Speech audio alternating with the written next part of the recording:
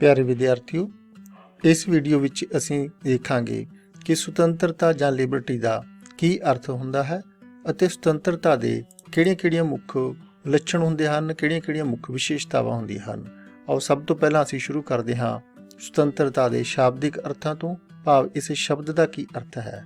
ਸੁਤੰਤਰਤਾ ਦਾ ਜੋ ਸਮਾਨਾਰਥਕ ਸ਼ਬਦ ਅੰਗਰੇਜ਼ੀ ਭਾਸ਼ਾ ਵਿੱਚ ਹੈ ਉਹ ਹੈ ਲਿਬਰਟੀ, ਜਾਂ ਅਸੀਂ ਕਹਿ ਸਕਦੇ ਹਾਂ ਕਿ ਰਾਜਨੀਤੀ ਸ਼ਾਸਤਰ ਦੀ ਥਿਊਰੀ ਵਿੱਚ ਇੱਕ ਕਨਸੈਪਟ ਦੇ ਤੌਰ 'ਤੇ ਜੋ ਸੁਤੰਤਰਤਾ ਦਾ ਸ਼ਬਦ ਹੈ ਉਹ ਅੰਗਰੇਜ਼ੀ ਭਾਸ਼ਾ ਦੇ ਸ਼ਬਦ ਲਿਬਰਟੀ ਦਾ ਰੂਪਾਂਤਰ ਹੈ, ਪੰਜਾਬੀ ਰੂਪਾਂਤਰ ਹੈ। ਅੰਗਰੇਜ਼ੀ ਭਾਸ਼ਾ ਦਾ ਸ਼ਬਦ ਲਿਬਰਟੀ ਲੈਟਿਨ ਭਾਸ਼ਾ ਦੇ ਸ਼ਬਦ ਲਿਬਰ ਤੋਂ ਬਣਿਆ ਹੈ। ਲੈਟਿਨ ਭਾਸ਼ਾ ਦੇ ਵਿੱਚ ਲਿਬਰ ਸ਼ਬਦ ਦਾ ਅਰਥ ਹੁੰਦਾ ਹੈ ਪਾਬੰਦੀ ਦੀ ਅਣਹੋਂਦ, ਐਬਸੈਂਸ ਆਫ ਰਿਸਟ੍ਰੇਂਟ। ਇਸ ਦਾ ਸ਼ਾਬਦਿਕ ਤੌਰ 'ਤੇ ਅਰਥ ਬਣਦਾ ਹੈ ਕਿ ਕਿਸੇ ਵਿਅਕਤੀ ਨੂੰ ਉਦੋਂ ਸੁਤੰਤਰ ਮੰਨਿਆ ਜਾਂਦਾ ਹੈ ਜਦੋਂ ਉਸ 'ਤੇ ਕੋਈ ਪਾਬੰਦੀ ਨਾ ਹੋਵੇ। ਜੋ ਵੀ ਪਾਬੰਦੀ ਲੱਗਦੀ ਹੈ ਉਹ ਸੁਤੰਤਰਤਾ ਨੂੰ ਨਸ਼ਟ ਕਰਦੀ ਹੈ। ਇਸ ਲਈ ਜੇ ਪਾਬੰਦੀਆਂ ਲੱਗੀਆਂ ਹਨ ਤਾਂ ਅਸੀਂ ਕਹਾਂਗੇ ਕਿ ਵਿਅਕਤੀ ਸੁਤੰਤਰ ਨਹੀਂ ਹੈ, ਪਾਬੰਦੀਆਂ ਨਹੀਂ ਹਨ ਤਾਂ ਅਸੀਂ ਕਹਾਂਗੇ ਕਿ ਵਿਅਕਤੀ ਸੁਤੰਤਰ ਹੈ। ਵੱਖੋ ਵੱਖਰੇ ਵਿਦਵਾਨਾਂ ਨੇ ਜੋ ਸੁਤੰਤਰਤਾ ਦੀਆਂ ਪਰਿਭਾਸ਼ਾਵਾਂ ਦਿੱਤੀਆਂ ਹਨ, ਉਹਨਾਂ ਤੋਂ ਸਾਨੂੰ ਸੁਤੰਤਰਤਾ ਦੇ ਉਹ ਅਰਥ ਨਹੀਂ ਮਿਲਦੇ ਜੋ ਸੁਤੰਤਰਤਾ ਦੇ ਸਾਨੂੰ ਸ਼ਬਦਾਂ ਦੇ ਵਿੱਚੋਂ ਮਿਲਦੇ ਨੇ। ਇਸ ਕਰਦੇ ਹਾਂ ਜਿਵੇਂ ਪ੍ਰੋਫੈਸਰ ਸੀਲੇ ਨੇ ਕਿਹਾ ਹੈ, ਸੁਤੰਤਰਤਾ ਅਤਿ ਸ਼ਾਸਨ ਦਾ ਵਿਪਰੀਤ ਰੂਪ ਹੈ। Liberty is the opposite of over government. ਭਾਵ ਜੇ ਸਾਡੇ ਲਾਈਫ ਦਾ ਹਰ ਆਸਪੈਕਟ ਸਟੇਟ ਦੁਆਰਾ, ਗਵਰਨਮੈਂਟ ਦੁਆਰਾ ਕੰਟਰੋਲ ਕੀਤਾ ਜਾ ਰਿਹਾ ਹੈ, ਉਸ ਨੂੰ ਅਸੀਂ ਓਵਰ ਗਵਰਨਮੈਂਟ ਕਹਿੰਦੇ ਹਾਂ। ਜੇ ਉਹ ਓਵਰ ਗਵਰਨਮੈਂਟ ਨਹੀਂ ਹੈ, ਭਾਵ ਹਰ ਪੱਖ ਸਾਡਾ ਸਟੇਟ ਦੁਆਰਾ ਕੰਟਰੋਲ ਨਹੀਂ ਕੀਤਾ ਜਾ ਰਿਹਾ, ਤਾਂ ਅਸੀਂ ਕਹਿੰਦੇ ਕਿ ਅਸੀਂ ਸੁਤੰਤਰ ਹਾਂ। ਜੇ ਹਰ ਪੱਖ ਸਟੇਟ ਦੁਆਰਾ, ਗਵਰਨਮੈਂਟ ਦੁਆਰਾ ਕੰਟਰੋਲ ਕੀਤਾ ਜਾ ਰਿਹਾ ਹੈ ਤਾਂ ਅਸੀਂ ਕਹਾਂਗੇ ਕਿ ਅਸੀਂ ਸੁਤੰਤਰ ਨਹੀਂ ਹਾਂ। ਇਸ ਤਰ੍ਹਾਂ T.H. ਗ੍ਰੀਨ ਨੇ ਸੁਤੰਤਰਤਾ ਦੀ ਪਰਿਭਾਸ਼ਾ ਦਿੰਦਿਆਂ ਕਿਹਾ ਹੈ ਕਿ ਸੁਤੰਤਰਤਾ ਦਾ ਅਰਥ ਕਰਨਯੋਗ ਕੰਮਾਂ ਨੂੰ ਕਰਨ ਅਤੇ ਭੋਗਣਯੋਗ ਵਸਤੂਆਂ ਨੂੰ ਭੋਗਣ ਦੀ ਸਕਾਰਾਤਮਕ ਸਮਰੱਥਾ ਹੈ। ਫਰੀडम ਕੰਸਿਸਟ ਇਨ ਏ ਪੋਜ਼ਿਟਿਵ ਪਾਵਰ ਔਰ ਕੈਪੈਸਿਟੀ ਆਫ ਡੂਇੰਗ ਔਰ ਇੰਜੋਇੰਗ ਸਮਥਿੰਗ ਵਰਥ ਡੂਇੰਗ ਔਰ ਵਰਥ ਇੰਜੋਇੰਗ। ਭਾਵ ਹਰ ਕਿਸੇ ਕੰਮ ਨੂੰ ਕਰਨ ਜਾਂ ਹਰ ਕਿਸੇ ਵਸਤੂ ਨੂੰ ਭੋਗਣ ਦੀ ਜੋ ਖੁੱਲ੍ਹ ਹੈ ਉਹ ਸੁਤੰਤਰਤਾ ਨਹੀਂ ਹੈ। ਜੋ ਕਰਨਯੋਗ ਕੰਮ ਨੇ ਸਿਰਫ ਉਹਨਾਂ ਨੂੰ ਕਰਨ, ਅਤੇ ਜੋ ਭੋਗਣਯੋਗ ਵਸਤੂਆਂ ਸੰਸਾਰ ਦੇ ਵਿੱਚ ਬਣੀਆਂ ਨੇ ਉਹਨਾਂ ਨੂੰ ਭੋਗਣ ਦੀ ਜੋ ਸਕਾਰਾਤਮਕ ਸਮਰੱਥਾ ਹੈ, ਪੋਜ਼ਿਟਿਵ ਪਾਵਰ ਹੈ, ਉਸ ਨੂੰ ਅਸੀਂ ਸੁਤੰਤਰਤਾ ਕਹਿੰਦੇ ਹਾਂ। ਇਨ ਦੋਵਾਂ ਹੀ ਪਰਿਭਾਸ਼ਾਵਾਂ ਦੇ ਆਧਾਰ 'ਤੇ ਅਸੀਂ ਕਹਿ ਸਕਦੇ ਹਾਂ ਕਿ ਥਿਊਰੀ ਦੇ ਵਿੱਚ ਕਨਸੈਪਟ ਦੇ ਤੌਰ 'ਤੇ ਸੁਤੰਤਰਤਾ ਦਾ ਅਰਥ ਹਰ ਤਰ੍ਹਾਂ ਦੀ ਖੁੱਲ੍ਹ ਨਹੀਂ ਹੈ, ਹਰ ਤਰ੍ਹਾਂ ਦੀ ਪਾਬੰਦੀ ਦੀ ਅਣਹੋਂਦ ਨਹੀਂ ਹੈ। ਸਗੋਂ ਇਸ ਦਾ ਅਰਥ ਹੈ ਕਿ ਜੋ ਕਰਨਯੋਗ ਕੰਮ ਨੇ ਉਹਨਾਂ ਨੂੰ ਕਰਨ ਦੇ ਮੌਕੇ ਮਿਲਣੇ ਚਾਹੀਦੇ ਨੇ, ਅਤੇ ਜੋ ਨਜਾਇਜ਼ ਪਾਬੰਦੀਆਂ ਨੇ, ਤਰਕਹੀਣ ਪਾਬੰਦੀਆਂ ਨੇ, ਉਹਨਾਂ ਤੋਂ ਛੁਟਕਾਰਾ ਮਿਲਣਾ ਚਾਹੀਦਾ ਹੈ। ਤਾਂ ਅਸੀਂ ਕਹਿੰਦੇ ਹਾਂ ਕਿ ਕੋਈ ਵਿਅਕਤੀ ਜਾਂ ਕੋਈ ਸਮਾਜ ਸੁਤੰਤਰ ਹੈ। ਸੁਤੰਤਰਤਾ ਦੇ ਅਰਥਾਂ ਅਤੇ ਸੁਤੰਤਰਤਾ ਦੀਆਂ ਪਰਿਭਾਸ਼ਾਵਾਂ ਦੇ ਆਧਾਰ 'ਤੇ ਆਓ ਹੁਣ ਅਸੀਂ ਚਰਚਾ ਕਰਦੇ ਹਾਂ ਕਿ ਸੁਤੰਤਰਤਾ ਦੀਆਂ ਵਿਸ਼ੇਸ਼ਤਾਵਾਂ ਕਿਹੜੀਆਂ-ਕਿਹੜੀਆਂ ਨੇ। ਸਭ ਤੋਂ ਪਹਿਲਾਂ ਅਸੀਂ ਕਹਿ ਸਕਦੇ ਹਾਂ ਕਿ ਸੁਤੰਤਰਤਾ ਦਾ ਅਰਥ ਬੰਦਿਸ਼ਾਂ ਦੀ ਅਣਹੋਂਦ ਨਹੀਂ ਹੈ।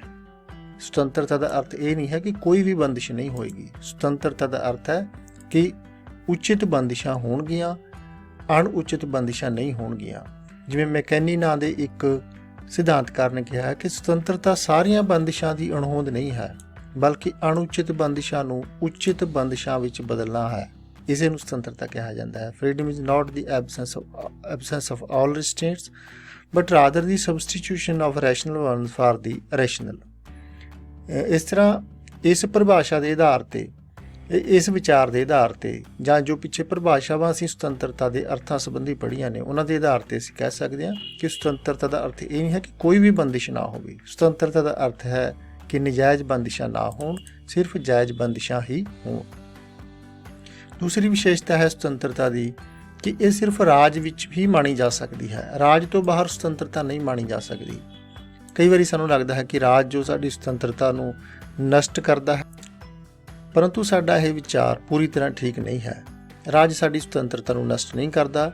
ਰਾਜ ਸਾਨੂੰ ਇਸ ਤਰ੍ਹਾਂ ਦਾ ਮਾਹੌਲ ਕ੍ਰੀਏਟ ਕਰਕੇ ਦਿੰਦਾ ਹੈ ਜਿਸ ਵਿੱਚ ਸਾਰੇ ਲੋਕ ਸੁਤੰਤਰਤਾ ਨੂੰ ਮਾਣ ਸਕਦੇ ਨੇ। ਜੇਕਰ ਰਾਜ ਨਾ ਹੋਵੇ ਤਾਂ ਉਹ ਜੋ ਖੁੱਲ੍ਹ ਹੋਵੇਗੀ ਉਸ ਨੂੰ ਅਸੀਂ ਸੁਤੰਤਰਤਾ ਨਹੀਂ ਕਹਿ ਸਕਦੇ। ਇਹ ਸਿਰਫ ਸ਼ਕਤੀਸ਼ਾਲੀ ਲੋਕਾਂ ਦੀ ਸੁਤੰਤਰਤਾ ਹੋਵੇਗੀ, ਇਹ ਸਿਰਫ ਚੁਸਤ ਚਲਾਕ ਲੋਕਾਂ ਦੀ ਸੁਤੰਤਰਤਾ ਹੋਵੇਗੀ, ਜਿਨ੍ਹਾਂ ਨੂੰ ਕਮਜ਼ੋਰ ਵਿਅਕਤੀਆਂ ਦੀਆਂ ਜਾਂ ਸਿੱਧੇ ਸਾਦੇ ਵਿਅਕਤੀਆਂ ਦੀਆਂ ਸੁਤੰਤਰਤਾਵਾਂ ਦੀ ਕੀਮਤ 'ਤੇ ਹੀ ਮਾਣਿਆ ਜਾ ਸਕੇਗਾ।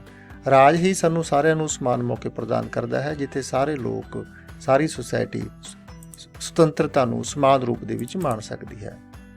ਤੀਸਰੀ ਵਿਸ਼ੇਸ਼ਤਾ ਹੈ ਸੁਤੰਤਰਤਾ ਦੀ ਕਿ ਇਹ ਅਨਲਿਮਿਟਿਡ ਨਹੀਂ ਹੁੰਦੀ, ਇਹ ਕਦੇ ਵੀ ਅਸੀਮਿਤ ਨਹੀਂ ਹੁੰਦੀ।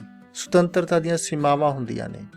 ਕਿਸੇ ਵੀ ਸੁਤੰਤਰਤਾ ਨੂੰ ਵਿਅਕਤੀ ਨੂੰ ਅਸੀਮਿਤ ਰੂਪ ਦੇ ਵਿੱਚ ਨਹੀਂ ਦਿੱਤਾ ਜਾ ਸਕਦਾ। ਇੱਕ ਬੈਲੈਂਸ ਬਣਾਉਣਾ ਪੈਂਦਾ ਹੈ।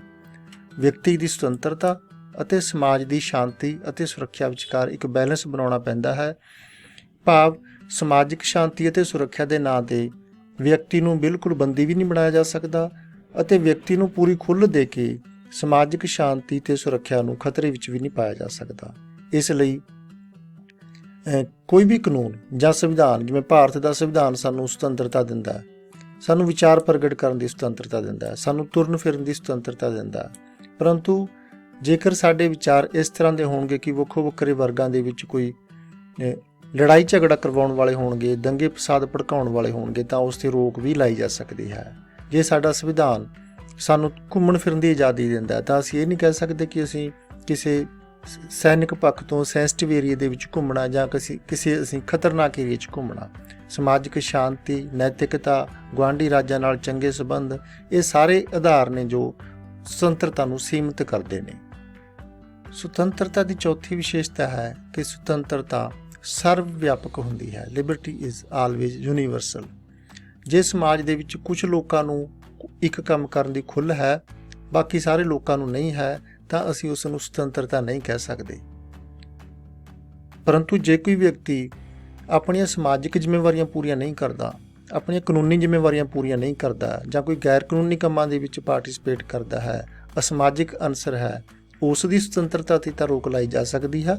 ਹਰ ਰਾਜ ਦਾ ਕਾਨੂੰਨ ਇਸ ਦੀ ਆਗਿਆ ਦਿੰਦਾ ਹੈ, ਪਰੰਤੂ ਰੰਗ ਦੇ ਆਧਾਰ 'ਤੇ, ਜਾਤੀ ਦੇ ਆਧਾਰ 'ਤੇ, ਨਸਲ ਦੇ ਆਧਾਰ 'ਤੇ ਜੇ ਕੁਝ ਲੋਕਾਂ 'ਤੇ ਬੰਦਿਸ਼ਾਂ ਲਾਈਆਂ ਜਾਂਦੀਆਂ ਹਨ, ਬਾਕੀ ਲੋਕਾਂ 'ਤੇ ਬੰਦਿਸ਼ਾਂ ਨਹੀਂ ਲਾਈਆਂ ਜਾਂਦੀਆਂ, ਤਾਂ ਅਸੀਂ ਉਸ ਨੂੰ ਸੁਤੰਤਰਤਾ ਨਹੀਂ ਕਹਿ ਸਕਦੇ, ਉਸ ਸਮਾਜ ਨੂੰ ਸੁਤੰਤਰ ਸਮਾਜ ਨਹੀਂ ਕਹਿ ਸਕਦੇ।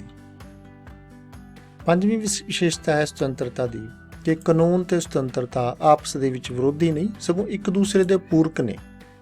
ਸ਼ਾਬਦਿਕ ਅਰਥਾਂ ਤੋਂ ਸਾਨੂੰ ਲੱਗਦਾ ਕਿ ਕਾਨੂੰਨ ਕਿਉਂਕਿ ਸਾਡੀ ਲਾਈਫ ਨੂੰ ਰੈਗੂਲੇਟ ਕਰਦਾ, ਪਾਬੰਦੀਆਂ ਲਾਉਂਦਾ, ਅਤੇ ਪਾਬੰਦੀ ਜਿੱਥੇ ਹੋਵੇਗੀ ਸੁਤੰਤਰਤਾ ਨਹੀਂ ਹੋਵੇਗੀ, ਪਰ ਐਸਾ ਨਹੀਂ ਹੈ।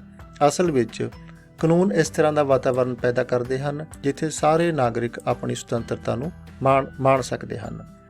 ਜਿਵੇਂ ਰਾਜ ਦੇ ਕਾਨੂੰਨ ਸਾਨੂੰ ਕਹਿੰਦੇ ਹਨ ਕਿ ਆਪਣੇ ਬੱਚਿਆਂ ਨੂੰ ਸਿੱਖਿਅਤ ਕਰੋ। ਰਾਜ ਦੇ ਕਾਨੂੰਨ ਕਹਿੰਦੇ ਹਨ ਕਿ ਬੱਚਿਆਂ ਨੂੰ ਕੰਮ ਦੀ ਥਾਂ 'ਤੇ ਜਾਣ ਦੀ ਬਜਾਏ ਸਕੂਲ ਜਾਣਾ ਚਾਹੀਦਾ ਹੈ। ਰਾਜ ਦੇ ਕਾਨੂੰਨ ਸਾਨੂੰ ਕਹਿੰਦੇ ਹਨ ਕਿ ਸਾਨੂੰ ਸੜਕ 'ਤੇ ਖੱਬੇ ਪਾਸੇ ਚੱਲਣਾ ਚਾਹੀਦਾ ਹੈ। ਸਾਨੂੰ ਜਿੱਥੇ ਟ੍ਰੈਫਿਕ ਲਾਈਟਾਂ ਦੇ ਵਿੱਚ ਰੈੱਡ ਲਾਈਟ ਹੋਵੇ ਉੱਥੇ ਸਾਨੂੰ ਰੁਕ ਕੇ ਇੰਤਜ਼ਾਰ ਕਰਨਾ ਚਾਹੀਦਾ ਹੈ।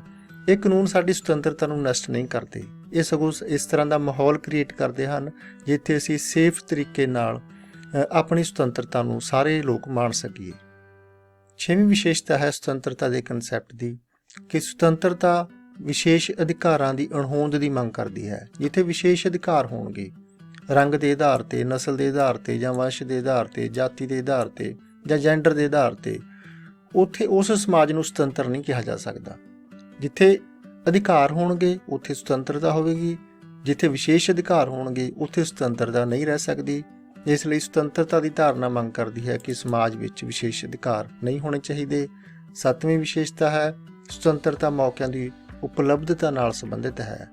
ਜੇਕਰ ਸਾਨੂੰ ਕੋਈ ਕੰਮ ਕਰਨ ਦੀ ਖੁੱਲ੍ਹਤਾ ਹੈ ਪਰੰਤੂ ਮੌਕੇ ਨਹੀਂ ਹਨ, ਭਾਵ ਫਾਰ ਐਗਜ਼ਾਮਪਲ ਸਾਨੂੰ ਸਿੱਖਿਆ ਪ੍ਰਾਪਤ ਕਰਨ ਦੀ ਖੁੱਲ੍ਹ ਹੈ, ਸਾਨੂੰ ਰੋਕਿਆ ਨਹੀਂ ਜਾਂਦਾ ਸਟੇਟ ਦੁਆਰਾ, ਪਰੰਤੂ ਸਾਡੇ ਨੇੜੇ ਤੇੜੇ ਕੋਈ ਸਕੂਲ ਨਹੀਂ ਹੈ ਜਾਂ ਸਕੂਲ ਨੂੰ ਜਾਣ ਦਾ ਕੋਈ ਸਾਧਨ ਨਹੀਂ ਹੈ, ਤਾਂ ਅਸੀਂ ਉਸ ਨੂੰ ਸਿੱਖਿਆ ਦੀ ਸੁਤੰਤਰਤਾ ਨਹੀਂ ਕਹਿ ਸਕਦੇ।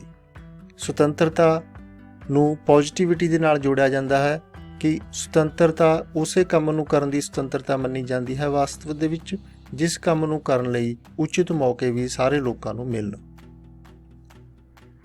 ਸੁਤੰਤਰਤਾ ਸੰਬੰਧੀ ਟੀ.ਐਚ. ਗ੍ਰੀਨ ਨੇ ਇੱਕ ਸ਼ਰਤ ਲਾਈ ਹੈ ਕਿ ਸੁਤੰਤਰਤਾ ਲਈ ਅਧਿਕਾਰ ਜ਼ਰੂਰੀ ਹਨ।